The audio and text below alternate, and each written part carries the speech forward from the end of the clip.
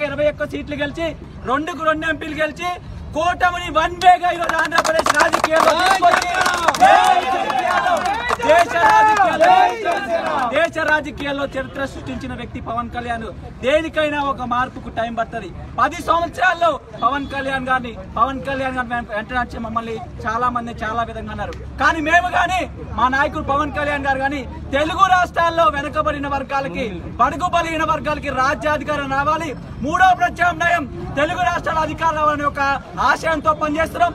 ఈ ఆశయం ఈ రోజు ఆంధ్రప్రదేశ్ లో బలంగా పనిచేసింది. రాబోయే రోజుల్లో తెలంగాణలో కూడా జనసేన ఒక బలమైన ప్రత్యామ్నాయంగా మారబోతుందని సందర్భంగా ఆర్ట్స్ కాలేజ్ సాక్షిగా ఒక మార్పుకి ఒక చరిత్రకి చెందిన ఆర్ట్స్ కాలేజ్ సాక్షిగా ఈరోజు నేను చెప్పబోతా ఉన్నా. మళ్ళీ చెప్తా ఉన్నా, 70 సంవత్సరాల యొక్క తెలుగు రాష్ట్ర రాజకీయాల్లో ఒక గొప్ప నాయకుడు ఉద్భవించిండు. ఆ విషయం మాకు ఎప్పుడో తెలుసు, కానీ ఈరోజు ప్రజలు కూడా గమనించారు. ఒక యొక్క సమాజం కోసం మంచి జరగాలంటే, ఆంధ్రప్రదేశ్ రాష్ట్రానికి మంచి జరగాలంటే, తెలుగు రాష్ట్రాలకు మంచి జరగాలంటే నేను ఒక అడుక్కి తగ్గైనా కానీ ఆ జగన్ యొక్క దుర్మార్గ పాలన తీసుకురావాలని, ఒక కూటమిని ఏ విధంగా ముందుకు తీసుకెళ్లాలి, ఒక ఆశయాన్ని ఏ విధంగా ముందుకు తీసుకెళ్లాలనేది ఒక దేశ రాజకీయాల్లో మాట్లాడుకునే విధంగా పవన్ కళ్యాణ్ గారు చేశారు. అలాంటి వ్యక్తి నాయకత్వంలో పనిచేయడం మా అందరికీ కూడా గర్వకారణం అనిపిస్తుంది. మా యొక్క చివరి రక్త బొట్టు వరకు, మా చివరి శ్వాస వరకు పవన్ కళ్యాణ్ గారు ఆశయాల్లో పనిచేసి